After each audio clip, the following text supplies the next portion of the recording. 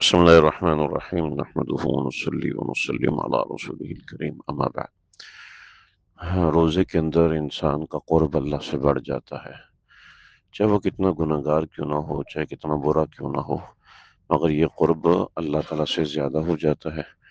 اور کیونکہ شیطان بند ہے اور انسان نفس کو اتنا قابو میں کر چکا ہوتا ہے کہ رات میں کھڑے ہو کے تراویح پڑھ رہا ہے، تہجد کی مشق ہے، پھر صبح اٹھ کے سحری کر رہا ہے، رات میں کھڑے ہو کے تراویح پڑھ رہا ہے تو قیام اللیل کی مشق ہے، اور صبح سحری کر رہا ہے تو اس کا مطلب ہے تہجد میں اٹھ سکتا ہے، پورا دن بھوکا رہتا ہے، حلال چیزوں سے دور رہتا ہے، اس کا مطلب ہے حرام چیزوں سے اپنے آپ کو بچا سکتا ہے۔ تو جب حلال چیزوں سے بچا سکتا ہے تو اسٹرینتھ موجود ہے حرام چیزوں سے بچنے کی۔ تو یہ اسٹرینتھ اس بات کی دلالت ہے، اس بات کی غمازی ہے کہ ہم اپنے آپ پہ کنٹرول کر سکتے ہیں، ہم وہ کچھ کر سکتے ہیں جو عمومی حالات میں نہیں ہو سکتا۔ دیکھیں، 2-3 روزوں میں انسان کو تکلیف ہوتی ہے، اس کے بعد وہ کھانے پینے کا عادی نہیں رہتا، اس کے جی بھی نہیں چاہتا دن میں کھانے کو، کبھی بھوک ہلکی پھلکی محسوس ہوتی ہے، مگر انسان کا نفس اور مزاج عادی ہو جاتا ہے۔ تو اسی طریقے سے انسان کا نفس اور مزاج گناہ کا بھی عادی ہو جاتا ہے، نیکی کا بھی عادی ہو جاتا ہے۔ ہمارے لیے ریکمینڈڈ یہ ہے کہ ہم اپنے آپ کو نیکی کا عادی بنائیں۔ خیر، جب رمضان میں انسان کو قرب ملتا ہے تو اس قرب کا اللہ رب العزت نے ایک تقاضا ہم سے کیا ہوا ہے۔ نبی علیہ السلام نے ہمیں چیز سمجھائی ہے کہ افطار کے وقت روزے دار کی ایک دعا اللہ تعالیٰ ہر افطار میں قبول فرماتے ہیں۔ خلوف بنی الصائم خلوف فم الصائم اطیب الی اللہ من ریح المسک، کہ روزے دار کے منہ کی بو اللہ تعالیٰ کو مشک اور عنبر سے زیادہ محبوب ہونے لگتی ہے۔ تو جب یہ خوشبو اللہ کو زیادہ محبوب ہے تو آپ خود سوچیں کہ اللہ تعالیٰ کو انسان کی جو نیکی ہے وہ کتنی زیادہ محبوب ہوگی، دعا کتنی زیادہ محبوب ہوگی اللہ تعالیٰ کو۔ تو یہ خلوف فم الصائم کے حوالے سے بہت ساری باتیں ہیں، تعویلات ہیں، کوئی 18 تعویلات شیخ الحدیث مولانا زکریا نے موطا امام مالک کے اندر لکھی ہیں کہ خلوف فم الصائم میں کیا عجیب بات ہے کہ جب روزے دار قیامت کے دن اٹھے گا تو اس کے منہ سے جو ہے وہ مشک اور عنبر سے زیادہ بہترین خوشبو نکل رہی ہوگی۔ جب لوگ اس وقت پسینوں میں ڈوبے ہوئے ہوں گے، اور پسینے کی سمیل کیا ہوتی ہے آپ سب جانتے ہیں۔ تو یہ اتنی بڑی چیز ہے، یعنی جب اللہ تعالیٰ منہ کی بو کو، یعنی جو معدے سے بو اٹھتی ہے اس بو کو کہتے ہیں خلوف۔ تو معدے کی بو اللہ تعالیٰ کو اتنی زیادہ پسند ہے کہ وہ مشک و عنبر اس کے سامنے کچھ بھی نہیں ہے۔ تو آپ خود سوچیں کہ اس کی دعا اللہ کو کتنی پسند ہوگی۔ لہٰذا روزے میں ایک بڑا خاص عمل وہ دعا ہے۔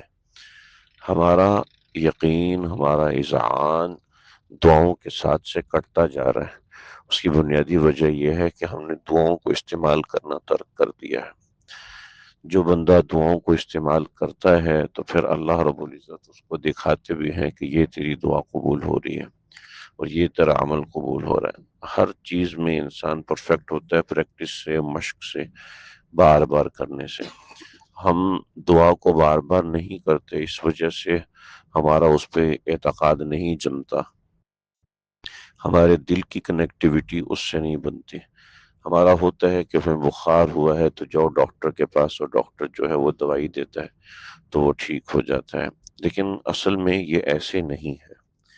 جو ہمیں نظر آ رہا ہے نا، یہ جو نظر آ رہا ہے نا وہ ہمیں غلط نظر آ رہا ہے۔ ہو سکتا ہے آپ میری بات سے اتفاق نہ کریں، مگر میں اس کا نظریہ اور اس کا کانسیپٹ آپ حضرات کی خدمت میں رکھتا ہوں، آپ کو سمجھ میں آئے گا، اور کچھ باتیں بھی رکھتا ہوں۔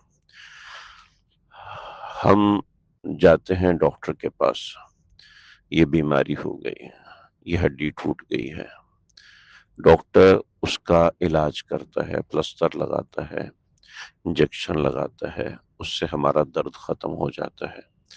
ہڈی کو اپنی جگہ پہ رکھ کے جوڑتا ہے۔ اللہ نے ہمیں حکم دیا ہے کہ ہم طبیب کے پاس جائیں، اپنا علاج کروائیں۔ اللہ نے ہمیں حکم دیا ہے کہ اس چیز کا علاج کرانا ضروری ہے، نہیں کرائیں گے تو یہ غلط ہوگا۔ تو یہ علاج کرانے کا ہمیں حکم دیا ہے، ایسا نہیں کہ ہم علاج کا انکار کر رہے ہیں۔ تو علاج اپنی جگہ پر ہے، لیکن وہ جو ڈاکٹر کرتا ہے اور اس کے بعد پھر اس میں درد کم ہوتا ہے اور صحت ہوتا ہے، اصل میں بات یہ ہے کہ ڈاکٹر اپنے لحاظ سے جسم کو صحیح کرنے کی کوشش کرتا ہے، پھر اللہ رب العزت کا حکم ہوتا ہے تو امر ربی آتا ہے۔ امر ربی جب آتا ہے تو اس دوائی کے ذریعے سے جسم کو شفا ملتی ہے۔ اگر امر ربی اللہ کا حکم نہیں آتا تو اس دوا سے شفا نہیں ملتی ہے۔ یہ مسلمان کا نظریہ اور یہ سوچ ہونی چاہیے کہ جب تک اللہ کا حکم نہیں ہوگا دوائی سے شفا نہیں ہوگی۔ ٹھیک ہے جی؟ ورنہ ایک ہی دوائی ہے، دو بندے کھا رہے ہیں، ایک بندے کو آرام آ رہا ہے، دوسرے بندے کو آرام نہیں آ رہا۔ کیوں نہیں آ رہا بھائی؟ ایک ہی مرض ہے، ایک اس کے ڈائگنوسس ہیں، نہیں جی اس میں یہ اور وہ۔ آپ اس کی باریکی میں جائیں، آپ اس کی باریکی میں جائیں اور باریکی میں جانے کے بعد بہت سارے ایسے معاملات ہوتے ہیں، جناب اس وجہ سے نہیں ہو رہا، اس وجہ سے نہیں۔ ہم وجوہات تلاش کرتے کرتے بوڑھے ہو جاتے ہیں، جب 60-70 سال کے بعد تجربہ ہوتا ہے تو پھر کہتے ہیں اوئے ہوئے ہوئے ہاں بھائی سچ کہتا ہے اسلام۔ اتنی تحقیق کرنے کی کیا پڑی ہے؟ ابھی پہلے ہی اللہ اور اللہ کے نبی کی بات مان لیں۔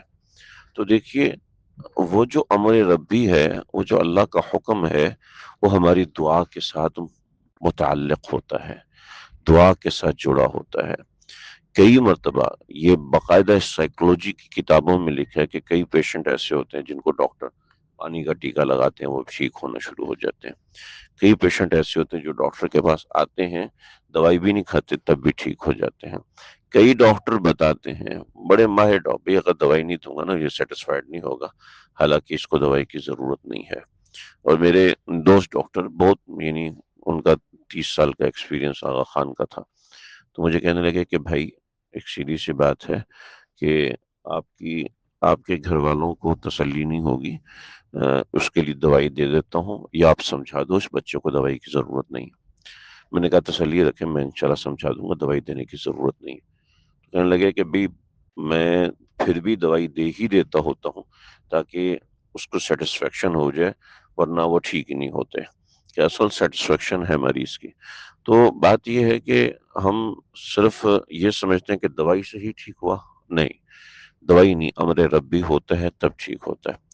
ہمارے تمام معاملات، تمام مسائل، تمام چیزیں، صبح شام، ہماری ہدایت، ہماری خوشی، ہماری کامیابی، ہماری ناکامی، ان سب کو اللہ نے دعا کے ساتھ جوڑا ہے۔ اور اگر ہم دعا میں کمزور ہیں تو ہمارا اعتقاد دعا کے ساتھ ٹوٹنے لگتا ہے، ہمارا اعتقاد دعا کے ساتھ جڑتا ہی نہیں۔ ہم صرف اپنے آپ کو اسباب کا محتاج بناتے ہیں، صرف اپنے آپ کو اسباب کے تابع بناتے ہیں، حالانکہ مسلمان کی یہ شان نہیں ہے۔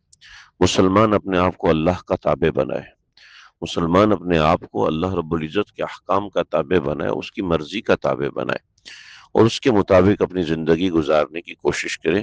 یہی زندگی کا منہج اور یہی اس کا منشور ہے۔ رمضان اس کا مہینہ ہے، اللہ نے خاص موٹیویٹ کیا ہے رمضان کے بارے میں کہ رمضان کے مہینے میں افطار کے وقت ایک دعا ضرور قبول ہوتی ہے، سحر کے وقت دعا قبول ہوتی ہے اور دیگر معاملات۔ تو لہٰذا دعا کی طرف توجہ رکھنی چاہیے، دعا کی طرف دھیان دینا چاہیے کہ میں کتنی دعائیں کر رہا ہوں، اس کی اہمیت بہت زیادہ ہے۔ دعا صرف ہاتھ اٹھا کے نہیں ہوتی بلکہ زبانی بھی مانگی جا سکتی ہے۔ اس کا طریقہ کار کیا ہے انشاءاللہ میں آئندہ عرض کروں گا، لیکن اپنے آپ کو دعا کے لیے تیار کیجئے، اپنے آپ کو دعاؤں میں لگائیے، اور زیادہ دیر دعا نہیں مانگ سکتے تو ہاتھ اٹھا کے بیٹھ جائیں، یا دل ہی دل میں زبان ہلائے بغیر اللہ تعالیٰ سے دعائیں مانگنا شروع کر دیں، مگر مانگے، انشاءاللہ اس سے فائدہ ہوگا۔ اللہ سمجھنے کی توفیق دے۔